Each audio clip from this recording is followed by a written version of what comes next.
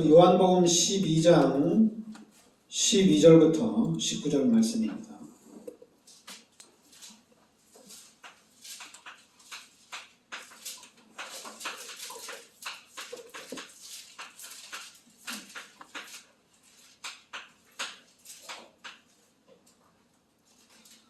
요한복음 12장 우리 12절부터 19절까지 같이 우리 합독하겠습니다. 그 이튿날에는 명절에 온 큰 무리가 예수께 예루살렘으로 오신다는 것을 듣고 종려나무 가지를 가지고 맞으러 나가 외치되 호산나 찬송하리로다 주의 이름으로 오시는 이 곧 이스라엘의 왕이시여 하더라. 예수는 한 어린 나귀를 보고 하시니 이는 기록된 바 시온 따라 두려워하지 말라. 보라 너의 왕이 나귀 새끼를 타고 오신다함과 같더라. 제자들은 처음에 이 일을 깨닫지 못하였다가 예수께서 영광을 얻으신 후에야 이것이 예수께 대하여 기록된 것임과 사람들이 예수께 이같이 한 것임을 생각났더라. 나사로를 무덤에서 불러내어 죽은 자 가운데서 살리실 때 함께 있던 무리가 증언한지라. 이에 무리가 예수를 맞으면 이 표적 행하심을 들었으니 바리새인들이 서로 말하되 볼지어다 너희 하는 일이 쓸데없다. 보라 온 세상이 그를 따르는도다 하니라. 아멘. 오늘은 이제 종려주일로 지키는 날이죠. 이번 주간이 고난 주간입니다. 이번 주간이 고난 주간이라 사순절이 다 끝나고 지금이 이제 오늘이 종려주일이라고 해서 이번 주부터 이제 고난 주간입니다. 그래서 오늘이죠. 오늘 예수님께서 예루살렘으로 들어가는 시간입니다. 그러니까 오늘 예루살렘으로 들어가시고 그리고 이제 금요일 날에 십자가에 이렇게 달려 돌아가십니다. 그리고 이제 돌아오는 주일날 예수님이 부활하신 거죠. 그래서 우리가 다음 주일은 부활주일로 드립니다. 근데 여기 보면은 13절에 종려나무 가지를 가지고 맞으러 나가 외치되 호산나 찬송하리로다 주의 이름으로 오시니 곧 이스라엘의 왕이시여 하더라. 그러니까 지금 오늘 말씀에 이제 요한복음 우리 12장 13절에 호산나 이렇게 하죠. 호산나 이렇게 얘기합니다. 종려나무 가지를 흔들면서 호산나 찬송하리로다 이렇게 얘기하죠. 이 호산나는 시편 118편 25절에 우리를 구원하소서 바로 이게 호산나입니다. 우리를 구원하여 주시옵소서. 그러니까 예수님을 통해서 우리가 구원을 받겠다. 그래서 호산나 이렇게 얘기하는 겁니다. 우리를 구원시켜달라고. 그리고 또 이제 요한복음 1장 49절에는 이 예수님을 뭐라고 얘기하냐면 이스라엘의 왕이다. 그러니까 우리의 왕이다 이렇게 얘기합니다. 그러니까 시편 118편 25절에는 우리의 구원자, 그리고 요한복음 1장 49절에는 예수님이 바로 우리의 왕이다, 임금이다 이렇게 얘기합니다. 그러니까 지금 이 당시에는 예루살렘에 들어가기 전에 요한복음 11장에는 죽은 나사로를 예수님이 다시 살리십니다. 그리고 예수님이 가는 데마다 치유의 역사들이 귀신이 떠나가고 질병이 치유되어지고 계속적으로 기적의 역사들이 많이 나타나죠. 그러니까 예수님이 참 왕이다. 예수님이 우리를 구원할 자다. 한마디로 이제는 우리가 예수를 믿음으로 인해서 예수님이 우리를 잘 먹고 잘 살게 한다. 바로 이 얘기입니다. 그러니까 예수님이 십자가에 달려 돌아가신다는 것은 아직은 모르는 상태입니다. 그리고 또 14절 15절에 보면 예수는 어린 나귀를 보고 타시니 이는 기록된 바 시온 따라 두려워하지 말라. 보라, 너의 왕이 나귀 새끼를 타고 오신다 함과 같더라. 그러니까 이 말씀도 우리 스가랴 9장 9절에 예수님이 나귀를 타고 오시는 걸로 이렇게 또 그러니까 메시아가 나귀를 타고 오신다. 평화의 왕으로 오신다.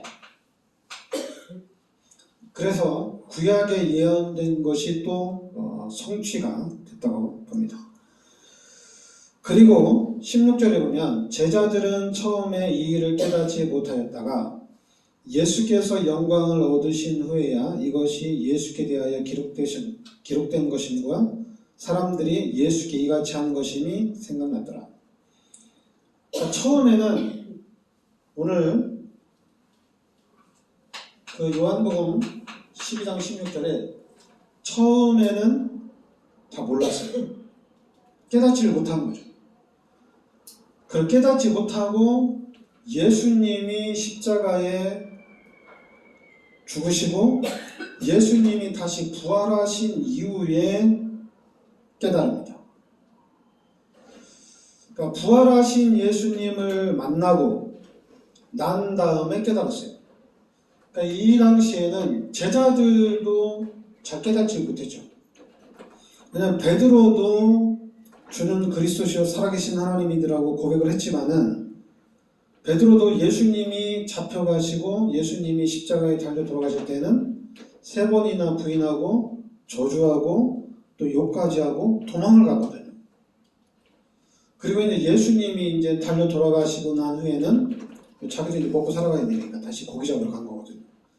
그러니까 이 당시에 보면은 제자들이 깨닫지를 못합니다. 그러니까 제자뿐만 아니죠.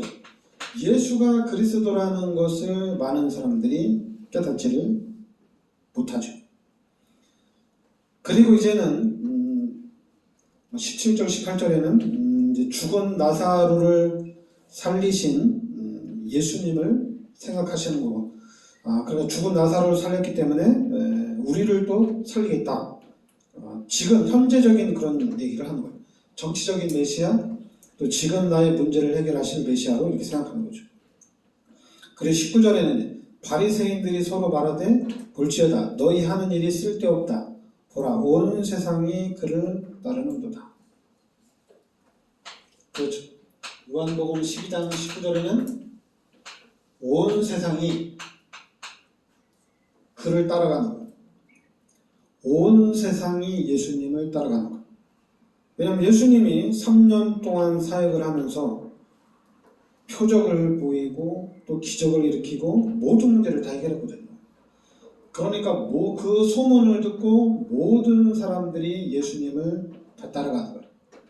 근데 중요한 거는 예수님이 고난받으러 들어가는 건데 그래서 사람들은 그걸 잘 모르는 거예요.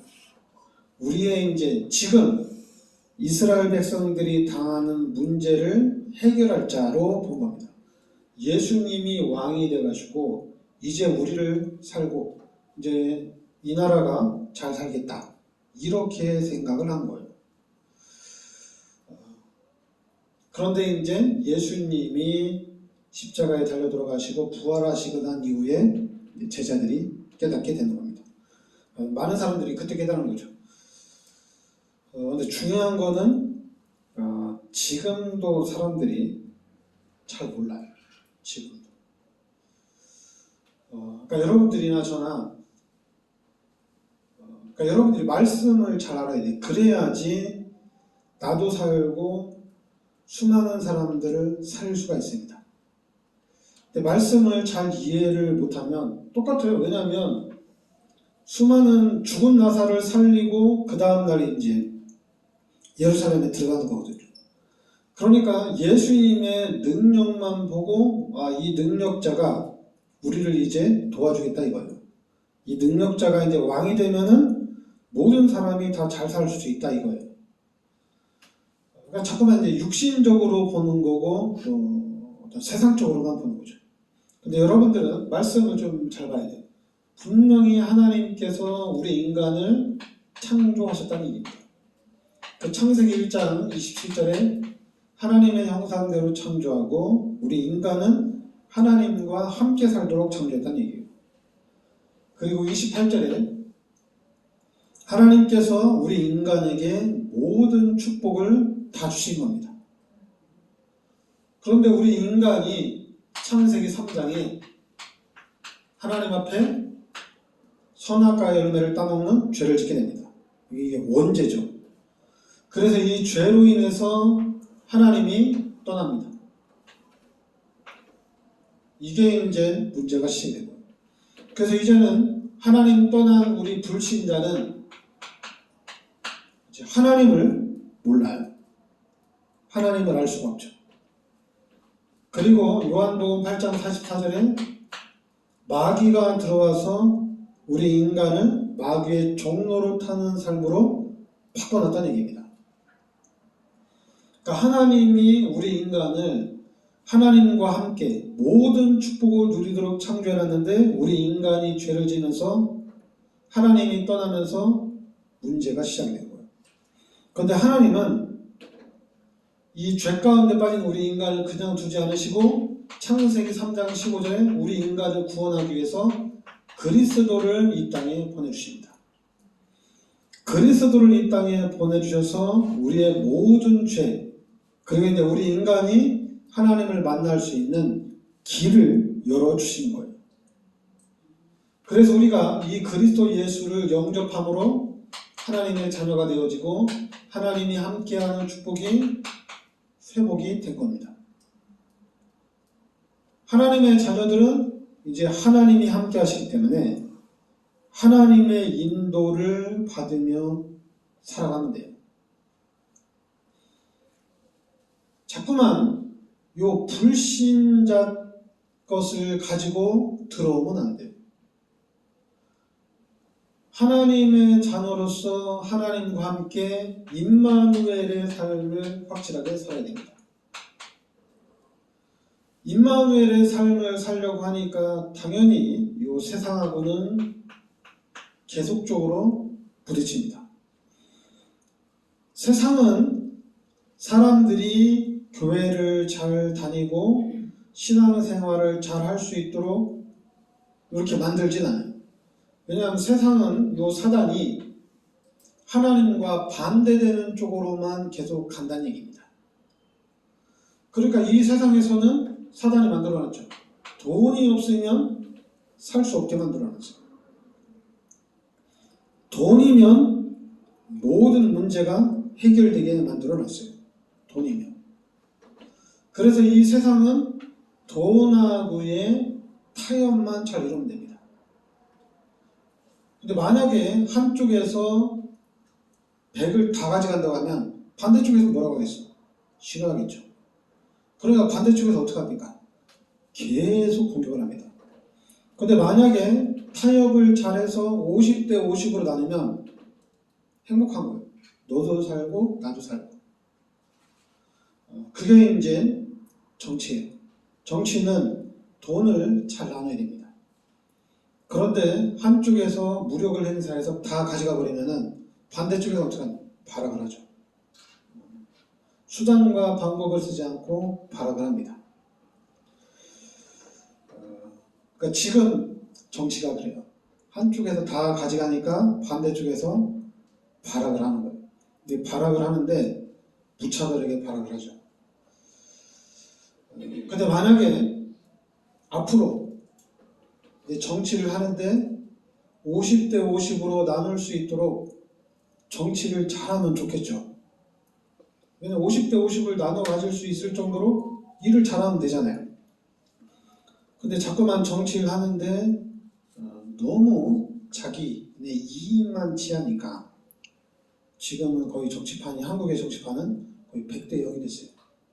똑바로 했으면 그럴 일이 없을 텐데 똑바로 안 하니까. 그러니까 여러분, 그러니까 반대쪽에서 수단과 방법을 가리지 않고 계속 따라가는 거예요. 근데 중요한 건 우리 기독교인들도 자꾸만 이 정치판을 끼려고 그래요. 여러분, 기독교인들은 정치판에 끼면 안 돼요. 기독교인은 정치판에 껴서 100%의 말을 듣고 쟤네들은 잘못한다. 그리고 또 완전 0%의 말을 듣고 100%는 쟤네는 완전히 지금 그렇죠. 공산당이고 빨갱이고 간첩이다. 이렇게 여러분은 기독교인은 요 정치판에 끼면 안 돼요. 왜냐하면 정치판은 옳고 그름이 없어요. 정치판은 무조건 공격하는 게 정치판입니다. 그러니까 기독교인들도 여기에 들어가서 그냥 이 사람들의 말을 듣고 상대편을 무차별적으로 공격하는 거예요. 그러니까 기독교인들끼리도 정치판에서 싸우는 거예요. 싸우지 말아야 되는. 그러니까 여러분들은 세상의 정치하고는 상관없이 여러분들은 하나님의 자녀입니다. 하나님이 우리와 함께 하십니다. 여러분들을 무너뜨릴 자는 아무도 없습니다. 정치를 똑바로 못해가지고 대통령이 우리를 망하게 한다. 그렇지 않아요. 여러분들은 하나님의 자녀예요. 하나님이 지키시고 하나님이 보호하십니다. 대통령이 정치를 잘해서 우리가 잘 먹고 잘 산다. 대통령이 정치를 잘못해서 우리가 망한다. 이게 아니라 우리는 하나님의 자녀이기 때문에 하나님이 함께 하시기 때문에 하나님이 지키시고 하나님이 보호하신다는 얘기입니다. 그래서 예수 믿는 사람들이 하나님의 축복을 실제로 누려서 이 세상 사람들이 교회 안으로 들어와야 돼요. 왜냐하면 예수 믿으면 교회 다니면 잘 먹고 잘 살고 행복하고 축복받으니까. 그래서 교회 안으로 들어와야 돼요. 그런데 지금은 교회 안이 불신자의 정치에 휘말려가지고 반으로 쪼개져 있습니다. 그러니까 교회 사람들이 자꾸만 밖으로 나가. 교회 사람들은 교회로 와야 되는데 자꾸만 광화문으로 가고 집회를 막 날아다녀. 원래 반대로 돼야 되는데. 여러분들은 예수를 믿는 하나님의 자녀로서 하나님이 지키시고 하나님이 보호하신다는 확실한 믿음을 가지고 가야 됩니다. 그래서 우리는 확실하게 하나님의 축복을 받으셔야 돼요. 그래서 이 하나님의 축복이 우리 후대들에게, 이 하나님의 축복이 우리 이웃에게 계속해서 전달이 되야 됩니다. 이 속에 들어오면은 그 누구도 이걸 빼앗아가질 못합니다. 근데 지금까지 기독교는 이 속에 올인이 안 돼. 이 속에 올인이 안 되니까 자꾸만 들락날락 거려요. 들어갈 때도 있고 나올 때도 있고. 그러다 보니까 교회가 힘도 없고 기독교가 힘이 없어요. 계속해서 어떤 이 세상에 그리고 육신적인 부분에 휘둘리는 그런 일들이 일어난 겁니다. 그래서 여러분과 제가 여기에 우리가 모델적인 응답을 우리가 좀 받아야 돼요. 이 속으로 여러분들이 들어가야 됩니다. 분명히 여러분들이 착각하면 안 돼요. 대통령이 이래서 기득권이 이래서 그렇지 않아요. 하나님이 지키시고 하나님이 보호해 주셔야 돼요. 원래 인간은 하나님의 형상대로 창조가 된 겁니다. 창세기 3장 때문에 이게 바뀐 거예요. 하나님 떠나고 마귀가 들어오면서 바뀐 거예요. 그런데 하나님이 그리스도를 보내주셔서 이 문제를 완벽하게 해결하신 겁니다. 그리스도를 보내서 완벽하게 해결해 주신 거예요. 그러면 이제는 그리스도 예수의 은혜로 구원받은 하나님의 자녀들이 어떻게 살아가야 되는지 알고 있어야 돼요. 어떻게 가야 되는지 알고 있어야 돼요. 주일날 빠지면 안 됩니다. 11조도 빠지면 안 돼요. 근데 만약에 누가 저한테 와서 상담을 한다면은 마음대로 하라고. 네가 중직자가 돼가지고 주일날 빠진다는 게 말이 되냐? 너 마귀 종로로 타는 거 아니냐? 그게 아니에요. 빠져도 된다고 얘기해야 돼요. 빠져도 된다고 얘기해야 돼요. 11조 안 해도 된다고 얘기해야 돼요.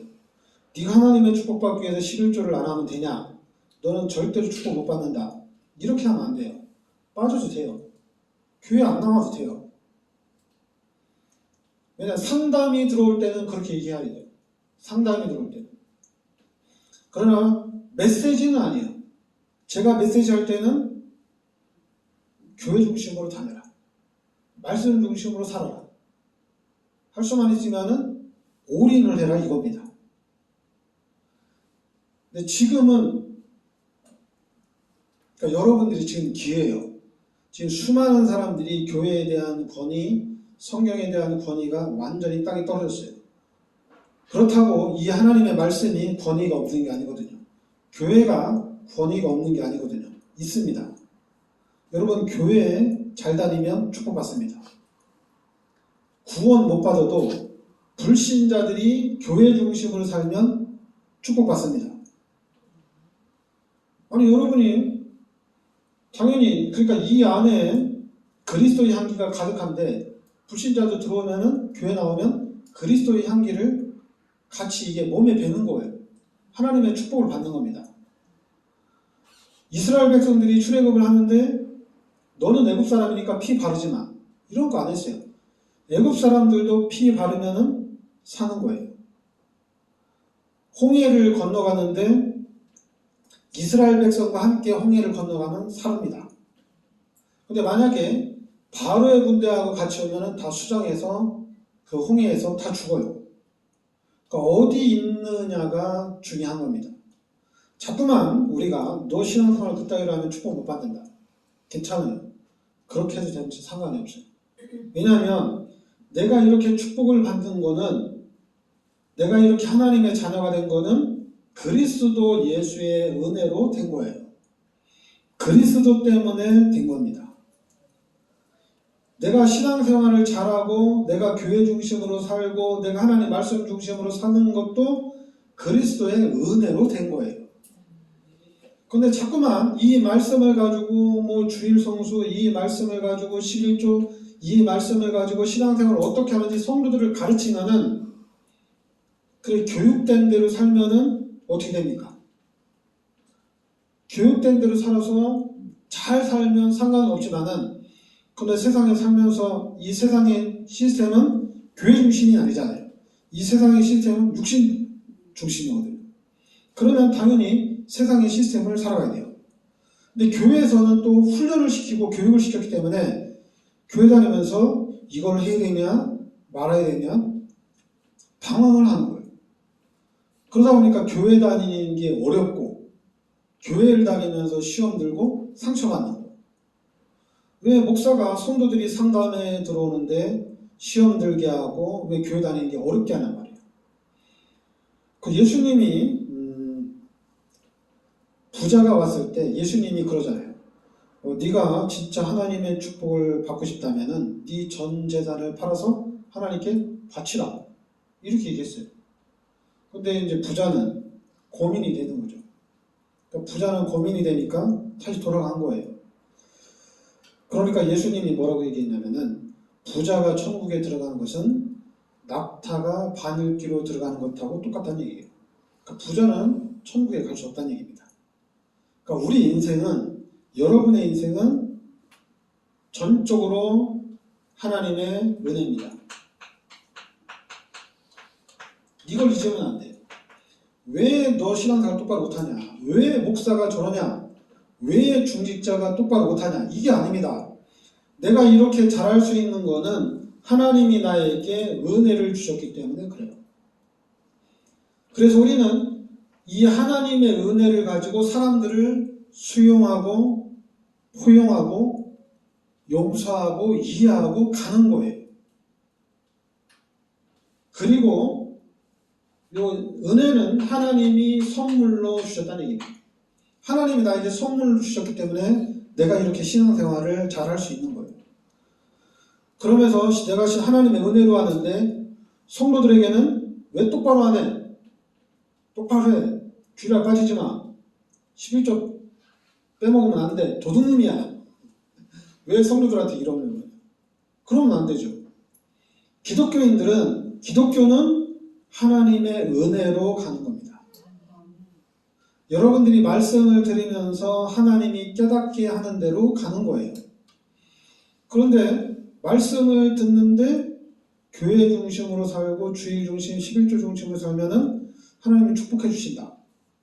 하나님이 은혜를 안 줬는데도 지식적으로 깨달을 수 있어요. 지식적으로 이해가 될 수 있어요.